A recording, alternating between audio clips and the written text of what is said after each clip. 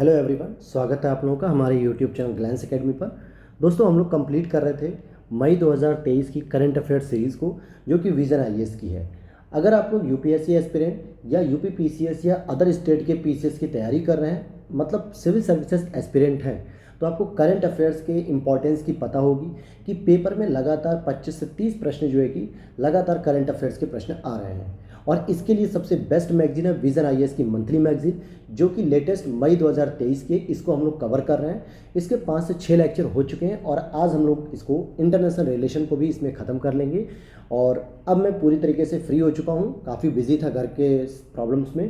तो अब आपको रेगुलर जो है कि 2 से 3 क्लासेस आपको देखने को मिलेंगी, फिर चाहे वो आर यूपीपी से 2024 के लिए टॉपर्स की कॉपी के नोट्स हो या फिर monthly current affairs vision IAS के नोट्स हो। और डेली अब छोटे छोटे मैं क्लिप्स के माध्यम से आप लोगों को अपडेट्स करूंगा और भी जानकारी आप लोग के साथ शेयर करूंगा। तो चैनल को कर लीजिए सब्सक्राइब, ताकि आपको सारी इन्फॉर्मेशन मिलती रहे समय समय पर। और पीडीएफ के लिए आप लोग टेलीग्राम चैनल को ज्वाइन कर सकते हैं, लिंक डिस्क्रिप्शन बॉक्स में है। तो चलिए शुरू करते हैं हम आज की क्लास को। और आज पढ़ेंगे अंतर्राष्ट्रीय राजनीति या अंतर्राष्ट्रीय संबंध के अंतर्गत जो बचा हुआ टॉपिक है उसको। तो आज का हमारा टॉपिक है, कौन सा टॉपिक है हमारा दोस्तों? आज हम पढ़ेंगे न्यूज़ इन शॉर्ट्स, यानी कि जो बचा हुआ टॉपिक है वही हम पढ़ेंगे। क्या टॉपिक है? पहला एफ्टा, अर्थात भारत यूरोपीय मुक्त व्यापार संघ के बीच व्यापार समझौता, यानी कि इंडिया और यूरोपियन फ्री ट्रेड एसोसिएशन जो होता है, इनके बीच में एक व्यापार को लेकर समझौता हुआ है। क्या है ये चीज़, इसको समझेंगे। क्या प्रीलिम्स के लिए इंपॉर्टेंस होगी इसकी, इसे समझेंगे। साथ ही साथ आप इसको मेंस की आंसर राइटिंग जो 2023 में अगर आप लोग मेंस लिखने वाले हैं या 24 में लिखेंगे, तो इसको आप कैसे लिखेंगे वहाँ पर भी या यूज करेंगे। बात देखते हैं। वाणिज्य और उद्योग मंत्रालय ने ईएफटीए देशों के प्रतिनिधियों के साथ एक व्यापक जो है कि व्यापार और आर्थिक भागीदारी समझौता, जिसको टेपा का नाम दिया गया। टेपा मतलब होता है trade and economic partnership agreement, संपन्न करने की दिशा में चर्चा की है। तो भारत की तरफ से व्यापार कौन कर रहा है? मतलब ये वाणिज्य और उद्योग मंत्रालय शुरू कर रहा है और ईएफटीए देशों के साथ। तो क्या है ईएफटीए देश? तो ईएफटीए मुख्यतः जो है कि आइसलैंड, लिंकेस्टाइन, नॉर्वे और स्विट्जरलैंड इसमें शामिल हो। स्पेशली नॉर्वे और स्विट्जरलैंड कंट्री जो है कि इंपॉर्टेंस है भारत के लिए। तो ये ध्यान दीजिएगा, ये यूरोपीय यूनियन नहीं है, बल्कि यूरोप में कुछ देश आते हैं जिसमें नॉर्वे, स्विट्जरलैंड, आइसलैंड ये सब प्रमुख हैं। इनके द्वारा एक समझौता किया गया भारत की सरकार के द्वारा, यानी इस पर चर्चा की जा रही, जिसका नाम दिया गया टेपा, ट्रेड इकोनॉमिक्स पार्टनरशिप एग्रीमेंट। ये वाली बातें लिखी गई हैं, वहीं समझेंगे टेपा होता क्या है। तो टेपा मुख्य रूप से 2 क्षेत्रों के बीच मुक्त व्यापार समझौते से संबंधित है, एफटीए, जिसमें क्या होता है कि 2 या 2 से अधिक व्यापारिक समूहों के बीच एक व्यवस्था रहती है, और यह व्यवस्था मुख्यतः संबंधित पक्षों के बीच अधिकतम व्यापार करने पे, साथ ही साथ सीमा शुल्क और गैर प्रशुल्क बाधाओं को कम करने या समाप्त करने का प्रावधान करती है। तो सीमा शुल्क मतलब जो टैरिफ शुल्क लगता है, जैसे हम इन देशों के साथ कोई व्यापार कर रहे होते हैं, कोई वस्तुएं मंगा रहे होते हैं अगर इन ईएफटीए वाले देशों से, तो पहले हम व्यापार के रूप में टैक्स लेते थे, इंपोर्ट टैक्स जिसे हम कहते थे या ड्यूटी कहते थे, 100 रुपये मान लीजिए किसी 500 रुपये के सामान पे। अब इस समझौते के बाद हम उस टैक्स को कम करेंगे, 10 रुपये 20 रुपये करेंगे, जिससे अधिक से अधिक व्यापार किया जा सके। और साथ ही साथ जो टेपा है वो महत्वपूर्ण आर्थिक लाभ प्रदान कर सकेगा, जिससे और एकीकृत और लचीली आपूर्ति श्रृंखला का भी निर्माण होगा, व्यापार एवं निवेश प्रवाह में वृद्धि होगी, रोजगार का सृजन होगा और आर्थिक समृद्धि भी शामिल होगी।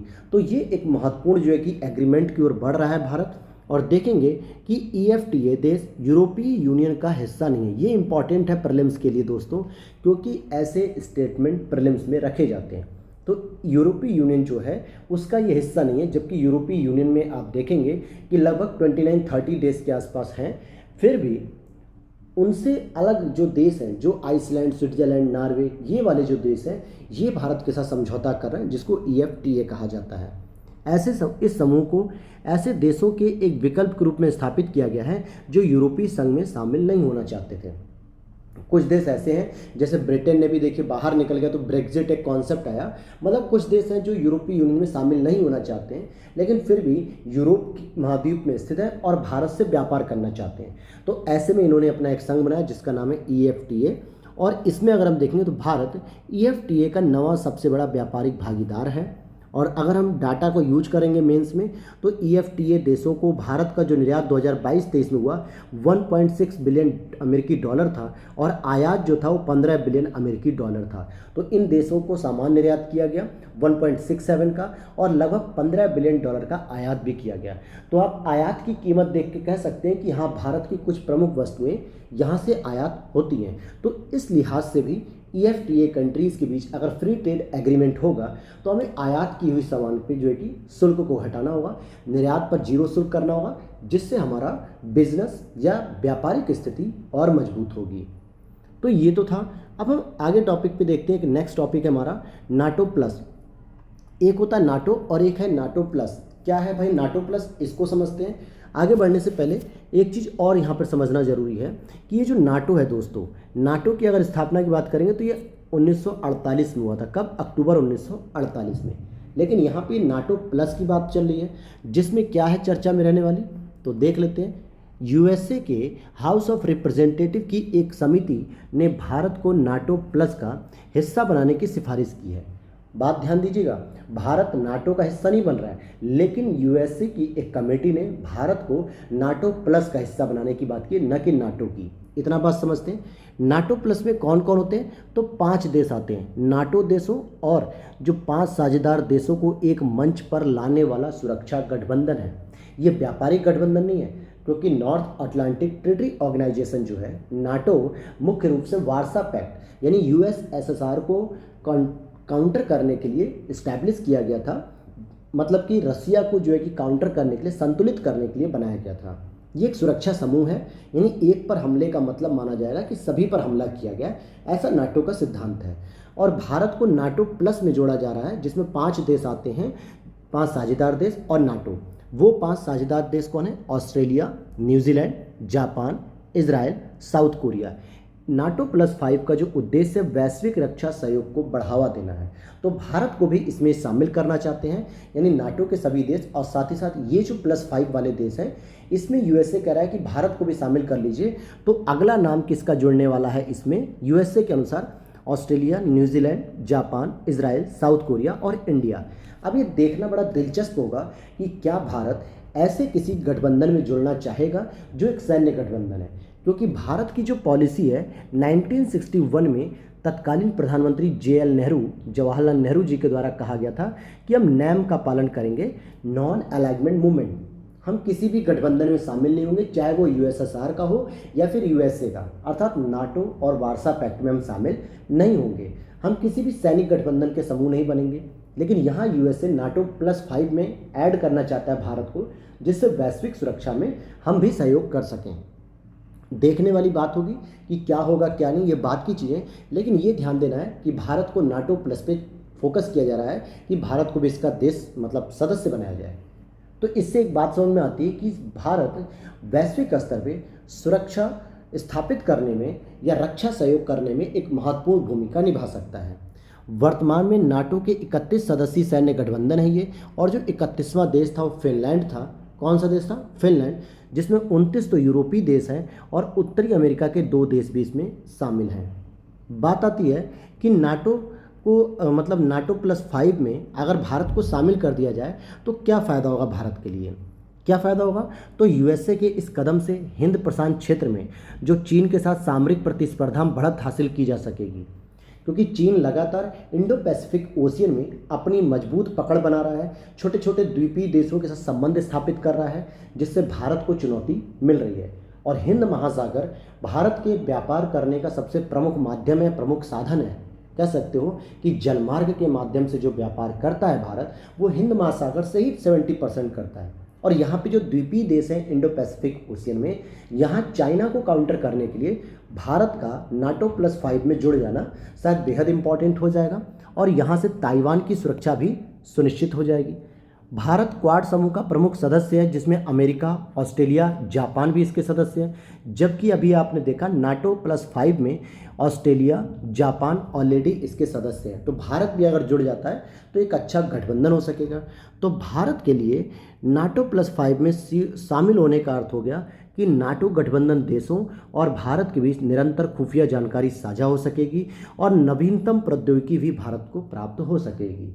तो इस लिहाज से अगर हम देखें तो भारत के लिए एक अच्छा टॉपिक रहेगा, मतलब कि अच्छा काम रहेगा, जिससे भारत इसमें शामिल हो जाता है तो भारत को भी कुछ इंपॉर्टेंट जानकारियाँ वर्ल्ड लेवल पे जो सिक्योरिटी, जो सुरक्षा चैलेंजेस है उससे निपटने में बेहद ही सहायता मिलेगी।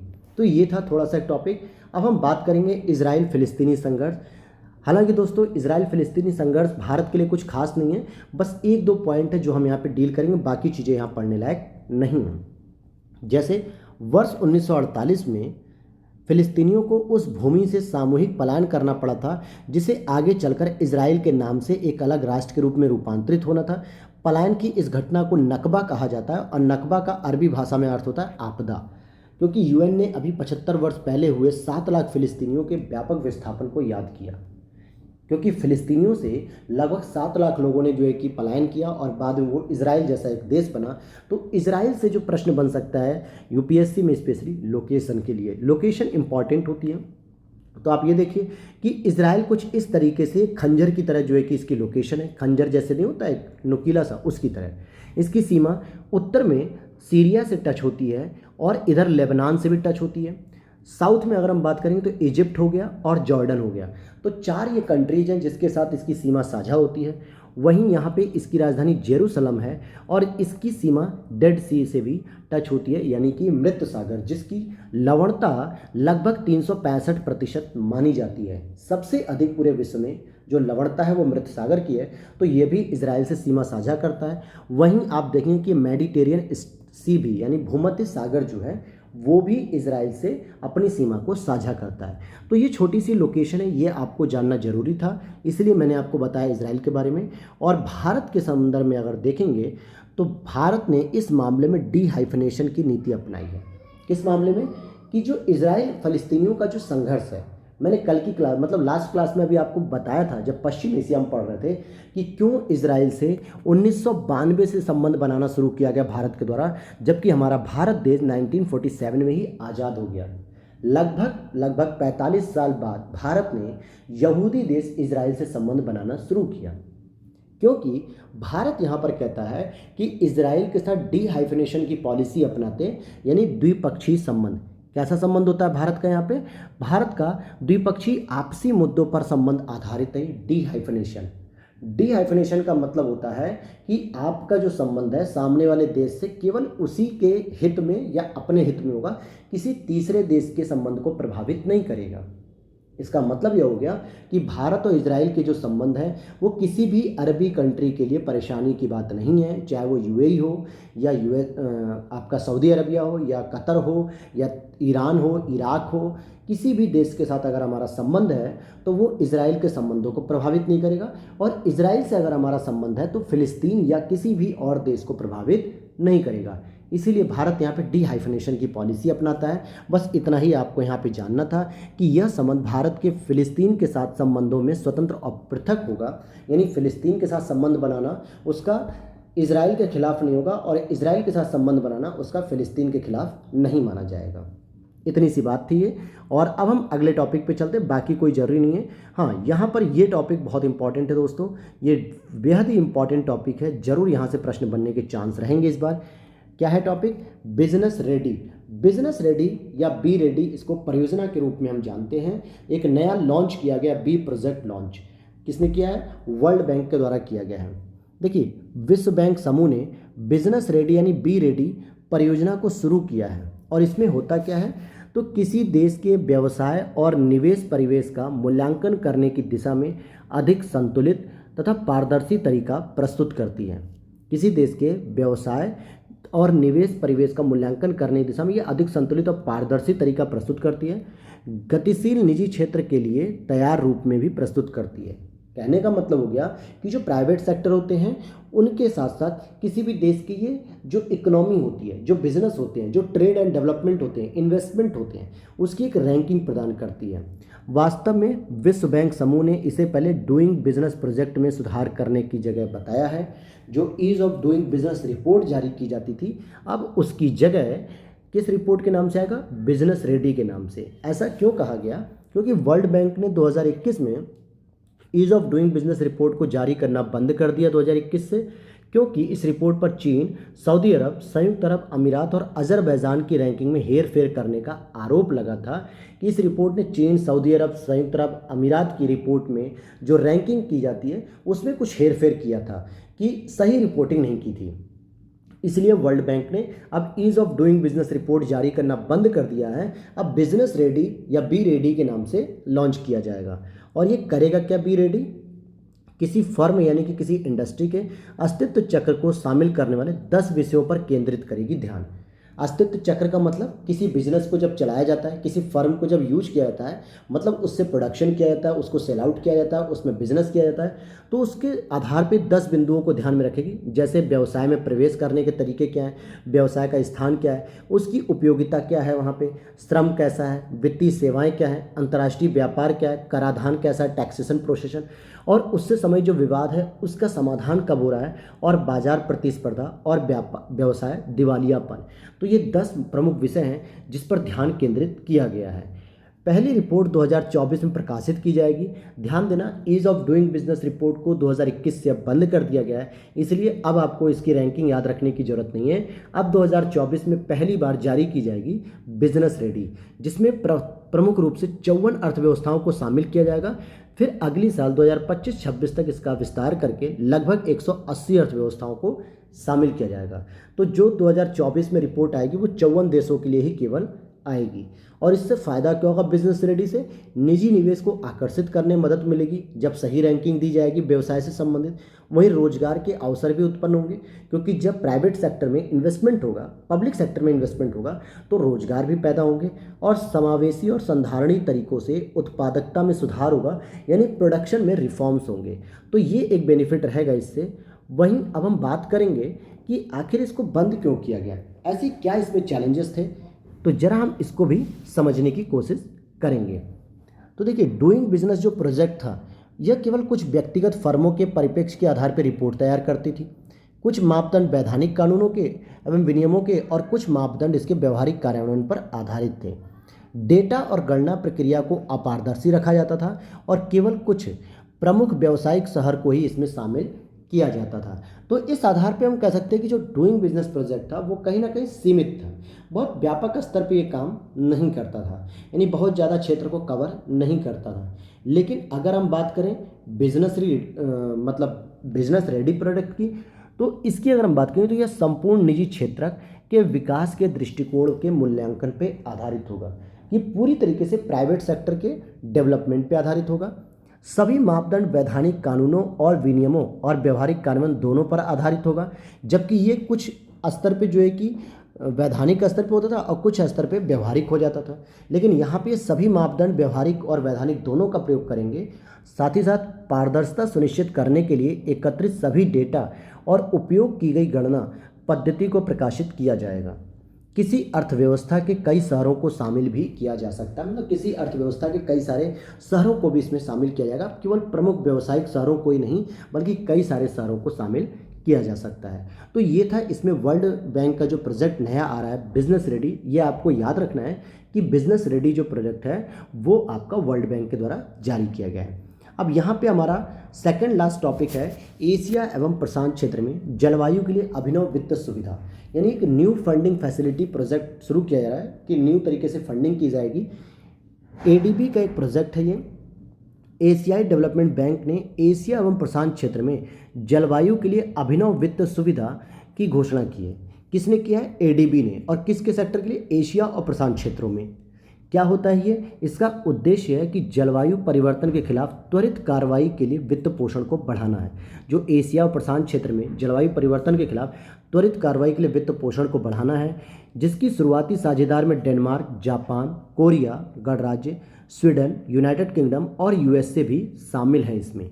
तो यहाँ पे फोकस किया गया मुख्य रूप से कि एशिया प्रशांत क्षेत्र में जो जलवायु के परिवर्तन हो रहे हैं उससे निपटने के लिए जो तकनीक चाहिए, जो समन करने के लिए तकनीक चाहिए, उसके लिए जो फंडिंग चाहिए, वो एडीबी एक नए प्रोजेक्ट के रूप में लॉन्च कर रहा है।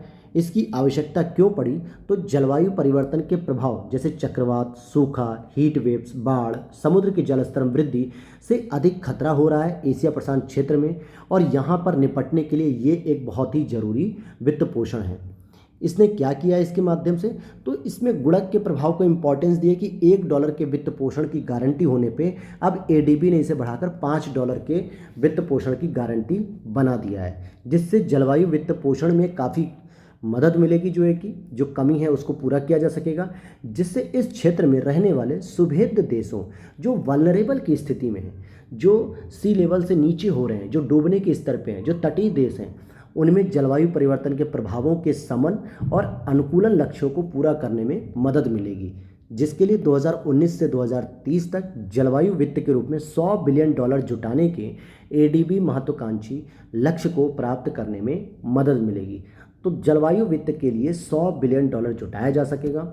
और भी इसके लिए कुछ अन्य मैकेनिज्म हैं जलवायु वित्त पोषण के लिए, जैसे आप देखो ग्लोबल इन्वायरमेंट फैसिलिटी GEF, वहीं ग्रीन क्लाइमेट फंड GCF, अनुकूलन कोष और लॉस एंड डैमेज फंड। तो ये इंपॉर्टेंट है और भी चीज़ें जो जलवायु के लिए वित्त पोषण की बात करती हैं। वहीं एडीबी के द्वारा भी एक नया वित्त पोषण शुरू किया जा रहा है। अगला टॉपिक है यहाँ पे वर्ल्ड बैंक के प्रेसिडेंट की बात करेंगे हम। तो वर्ल्ड बैंक के जो प्रेसिडेंट हैं वो अजय बंगा साहब को वर्ल्ड बैंक का अध्यक्ष नियुक्त किया गया है, और यह पहली बार होगा कि किसी भी भारतीय अमेरिकी व्यक्ति को चुना जा रहा है, और इस पद के उम्मीदवारों को वर्ल्ड बैंक के सदस्य देशों का नागरिक भी होना चाहिए। यानी इस पद पे वही व्यक्ति बन सकता है जो वर्ल्ड बैंक का सदस्य देश का नागरिक होगा। साथ ही साथ विश्व बैंक का जो अध्यक्ष होगा, जैसे अजय बंगा जी हैं इस समय, वो IBRD अंतर्राष्ट्रीय पुनर्निर्माण विकास बैंक और IDA अंतर्राष्ट्रीय विकास संघ के कार्यकारी निदेशक मंडल का पदेन अध्यक्ष भी होता है। तो बस यहाँ पे यही एक छोटी सी जानकारी थी, और आगे हम चलते हैं तो वॉशिंगटन घोषणा पत्र को समझते हैं। क्या है वॉशिंगटन घोषणा पत्र? यहाँ से एक टर्म्स हो सकता है पूछी जा सकती है आपसे। संयुक्त राज्य अमेरिका और साउथ कोरिया द्विपक्षीय संबंधों की 70वीं वर्षगांठ के अवसर पे दोनों पक्षों ने एक वॉशिंगटन घोषणा पत्र पर हस्ताक्षर किए, जिसमें न्यूक्लियर डिटरेंस नीति की वकालत की गई। न्यूक्लियर डिटरेंस नीति का मतलब हो गया कि हथियारों का जो उत्पादन है उसको कम किया जाएगा या समाप्त किया जाएगा। साथ ही साथ जो न्यूक्लियर का भय है, जो परमाणु शक्ति का भय है, उसको भी कम किया जाएगा। उद्देश्य क्या है कि उत्तर कोरिया के खिलाफ शक्ति समीकरणों को संतुलित करना है। तो इस घोषणा पत्र के जो मुख्य बिंदु हैं, कोरियाई प्रायद्वीप में एक अमेरिकी परमाणु बैलिस्टिक पनडुब्बी तैनात होगी।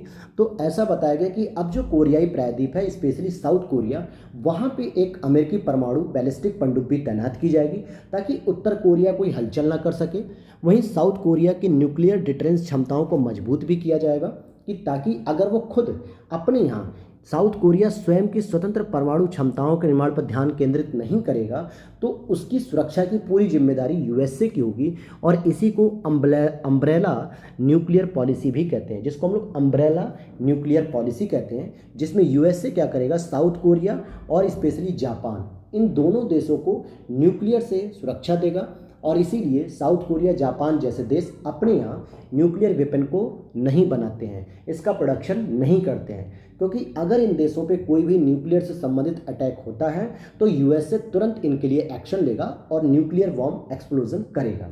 तो कहने का मतलब हो गया कि परमाणु हथियारों को कम करने का एक यह भी अच्छा तरीका है कि सारे लोग परमाणु हथियार ना बनाएं, कोई एक बड़ी महाशक्ति बना ले जिसके अंतर्गत 10 से 20 देशों को कवर किया जाएगा, सुरक्षा दी जाएगी कि आपको अगर कोई प्रॉब्लम्स होगी तो हम आपके लिए बैठे हैं। ये वो वाला कॉन्सेप्ट यहाँ पे आएगा। तो बस यही वॉशिंगटन घोषणा पत्र है और इसमें कुछ खास नहीं है यहाँ पे। और अंतर्राष्ट्रीय प्रवासन कुछ खास नहीं लगा। हाँ, यहाँ पर एक और देखते हैं, छठा अंतर्राष्ट्रीय हिंद महासागर सम्मेलन, छठा अंतर्राष्ट्रीय। इंडिया फाउंडेशन और बांग्लादेश के विदेश मंत्रालय ने संयुक्त रूप से IOC का आयोजन किया है। इस बार छठे अंतर्राष्ट्रीय हिंद महासागर सम्मेलन का जो आयोजन हुआ है वो बांग्लादेश के विदेश मंत्रालय और इंडिया फाउंडेशन, इन दोनों ने संयुक्त रूप से किया है। इंडिया फाउंडेशन नई दिल्ली में स्थित एक थिंक टैंक है। इसका जो थीम है 2023 का, एक लचीले भविष्य के लिए शांति, समृद्धि और साझेदारी, यानी peace, prosperity and partnership for a resilient future. मतलब एक अच्छे भविष्य के लिए, एक फ्लैक्सिबल जो फ्यूचर है उसके लिए पीस, प्रॉस्पेरिटी एंड पार्टनरशिप की जाएगी, यही इसका थीम है। और IOC का जो प्रथम सम्मेलन हुआ था ये 2016 में सिंगापुर में आयोजित हुआ था। यह क्षेत्रीय मामलों पर इस क्षेत्र के देशों के लिए प्रमुख सलाहकारी एक मंच है कि जो भी आपके हिंद महासागर में स्थित जो देश हैं, जिसमें भारत भी आता है, इसमें जो भी देश स्थित हैं, इनके बीच में एक क्या किया गया है, एक तरीके से सहयोग किया गया है आईओसी के रूप में, ताकि यहाँ से संबंधित जो भी प्रॉब्लम्स आ रही हैं तो इनके लिए एक सलाहकारी मंच डेवलप किया गया है। और इस बार 2023 में भारत और बांग्लादेश ने संयुक्त रूप से आयोजित किया, जिसकी theme peace, prosperity and partnership for a resilient future के लिए है। बात करेंगे आईओसी क्षेत्र के जो सभी के लिए सुरक्षा और विकास, जिसको हम सागर कहते हैं, हेतु क्षेत्रीय सहयोग की संभावनाओं पर विचार विमर्श के लिए एक साझा मंच भी प्रदान करता है। और सागर पहल को भी 2016 में ही शुरू किया गया, जब आईओसी को भी शुरू किया गया था। अब यहाँ पर हमारा एक लास्ट टॉपिक है, ये यूपीएससी प्रीलिम्स में पूछा जा सकता है 2024 में, कि सिल्क वर्म ईटिंग स्ट्रेटजी हाल ही में अखबारों में चर्चा में था। ये किससे संबंधित है? तो सिल्क वर्म ईटिंग जो होती है, यह एक चीनी विचारधारा को ताइवान में नियमित घुसपैठ के रूप में देखा जा रहा है। ये एक चीनी विचारधारा है जो ताइवान में नियमित रूप से घुसपैठ कर रही है, अर्थात किसी देश द्वारा क्रमिक अतिक्रमण के जरिए दूसरे के राज्य क्षेत्र में सफलतापूर्वक घुसपैठ करना। तो चीन क्या कर रहा है, लगातार ताइवान में घुसपैठ करता जा रहा है। इसी टर्म्स को सिल्क वर्म ईटिंग कहा गया है और कुछ नहीं। पश्चिमी देशों की अवधारणा सलामी स्लाइसिंग का ये चीनी संस्करण है। इसमें क्या होता है कि पड़ोसी या विपक्षी देशों के खिलाफ छोटे छोटे सैन्य ऑपरेशन चलाकर धीरे धीरे किसी बड़े इलाके पर कब्जा करना ही सलामी स्लाइसिंग है, और यही काम चाइना कर रहा है। इसको सिल्क वर्म ईटिंग स्ट्रेटजी कहा जा रहा है। ऐसे सैन्य ऑपरेशन से युद्ध होने की संभावना तो बहुत कम होती है, लेकिन धीरे धीरे उसके एक बड़े हिस्से पर जो है कि कब्जा कर लिया जाता है। यही काम चाइना कर रहा है, ताइवान में लगातार घुसपैठ कर रहा है और धीरे धीरे उसके क्षेत्र पे कब्जा करने की कोशिश कर रहा है। इसी को सिल्क वर्म ईटिंग कहा जाता है। तो ये टर्म्स आपसे पूछी जा सकती है, और अब ये क्लास लगातार आप लोगों को मिलती रहेगी, क्योंकि अब जो है कि व्यस्तताएं थोड़ी कम हो गई हैं। तो अब हमारा नेक्स्ट टॉपिक होगा, नेक्स्ट सेगमेंट, वो होगा इकोनॉमिक्स के सेगमेंट को। जल्दी हम लोग इसको कंप्लीट कर लेंगे, और जैसे ही 8 से 10 दिन बाद जब आपका जून का मैगजीन आ जाएगा, तो उससे पहले पहले हम ये पूरा कंप्लीट कर लेंगे, और फिर जून की मैगजीन को भी हम लोग कवर करेंगे। और जैसा आप लोग कमेंट बॉक्स में लगातार आप लोगों ने रिक्वेस्ट भी किया है कि सर जनवरी से भी आप कंप्लीट कराइए, तो मैं वादा करता हूँ कि जनवरी से भी हम लोग कंप्लीट करेंगे। थोड़ा सा हम लोग जो है कि इसको डिले हो चुका है, क्योंकि इधर बीच में घर की समस्याओं में थोड़ा उलझा हुआ था, मम्मी को लेके प्रॉब्लम हो गई थी, उनके शरीर में फ्रैक्चर वगैरह हो गया था, तो इस वजह से रेगुलर क्लास नहीं दे पाया, और इससे पिछली बार मैगजीन्स को कवर नहीं कर पाया। तो मैं भरोसा दिलाता हूँ आप लोगों को कि जल्दी हम लोग इस सेशन को कंप्लीट करने के साथ ही जनवरी, फरवरी, मार्च, ये जितनी भी मैगजीन्स हैं, हम इसको भी धीरे धीरे बीच बीच में रेगुलर बेस पे कंप्लीट करेंगे। ये मैं आपसे भरोसा दिला सकता हूँ। बस भरोसा रखिए, कुछ समय में हम लोग उसे भी शुरू करेंगे। और घटना चक्र की नई सीरीज भी आने वाली है 2023 की, पूर्वालोकन सीरीज, जो यूपी पीसीएस के लिए बेहद महत्वपूर्ण है। तो उसकी भी सीरीज़ को हम लोग इम्पॉर्टेंटली कवर करेंगे। तो मिलते हैं नेक्स्ट वीडियो में। थैंक्स फॉर वॉचिंग मेरे दोस्तों।